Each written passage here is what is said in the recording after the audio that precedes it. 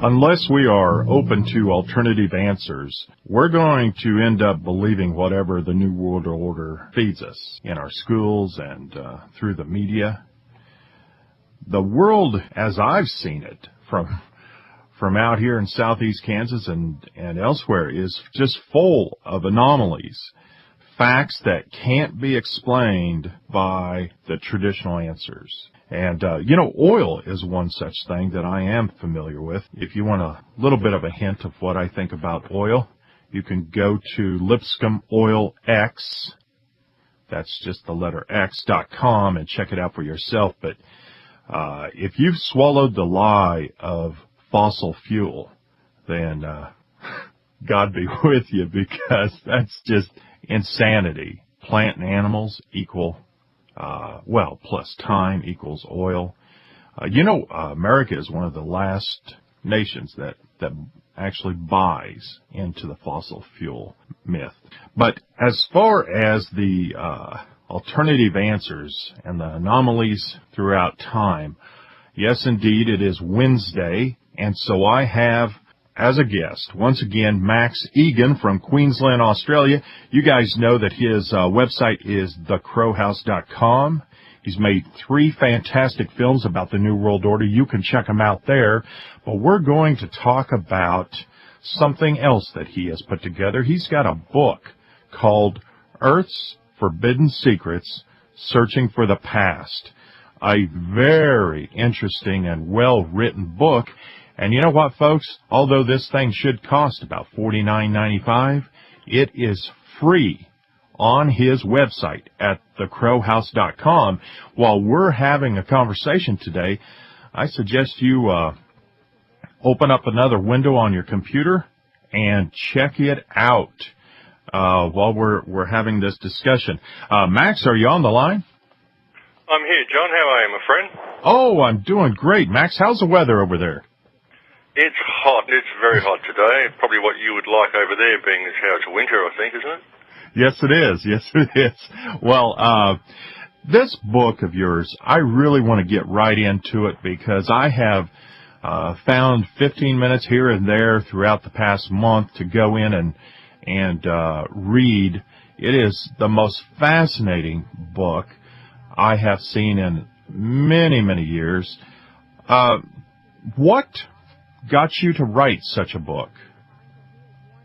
Well, it was just questioning the past, I think. I mean, I really believe that understanding history is a good way of understanding ourselves and of understanding the future. And after a little bit of investigation, it became pretty apparent to me that the history that we're taught at school is just not right. It's just not fact. And so I thought I'd put that out there. I believe that even with waking people up to the New World Order and what's going on now, if they can be alerted to the fact that the history that they've been taught is completely wrong, then you're sort of halfway there. Half the battle's won if they can just comprehend that. And there's enough evidence lying around the planet to pretty well prove that our history is completely wrong. So that was the main reason I did it. And I put it out for free because I just think people need the information. It's not something that I've sort of done for money. It's just I believe people need the information, and that's basically why I did it. I really do think it's half the battle, just learning a little bit about your true history. Yes, yes. Now, you have a second book that's in the works. Why don't you touch on that? Well, the second book, I actually had a hard drive fail a couple of months ago, and I lost it when I was about 2 months from completion, so I have to rewrite the whole thing. I just should back things up more, I know. I was terribly distressed when that happened, but I've started again. Ouch.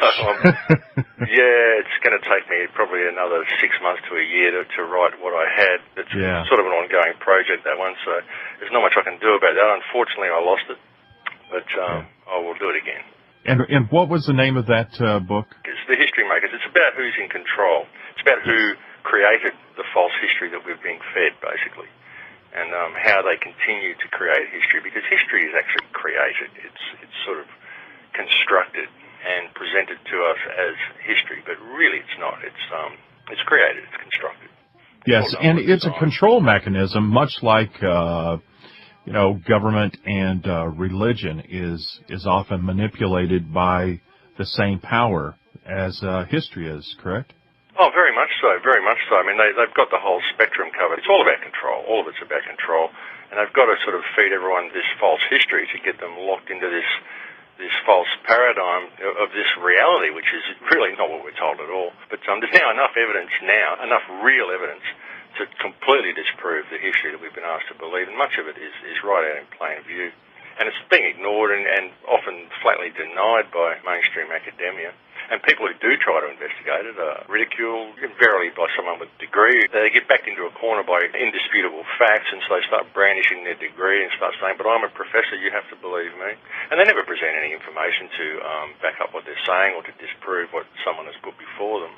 And it happens quite often. And Yes. It all is a mechanism of control, absolutely. I always have described that as the expert basis, where these experts, they have so much invested in their education and their experience, their work experience. It's just very hard for them to accept that everything is wrong that they believe, or much of what they believe is wrong. I have the same issue with geologists, petroleum geologists. They just have too much invested to consider alternative ideas about what and where oil is, how it comes to be. And you know what? If they were open to it, they would find that their 90% failure rate would change dramatically. Russians don't have 90% failure rate.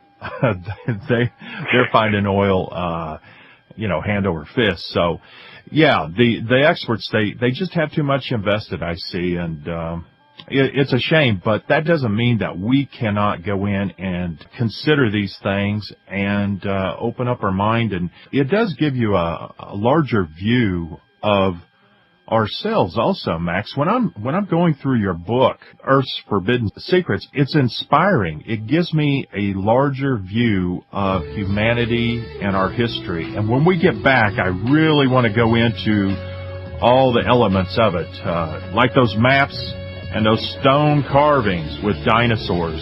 When we come back in 4 minutes, we'll do just that.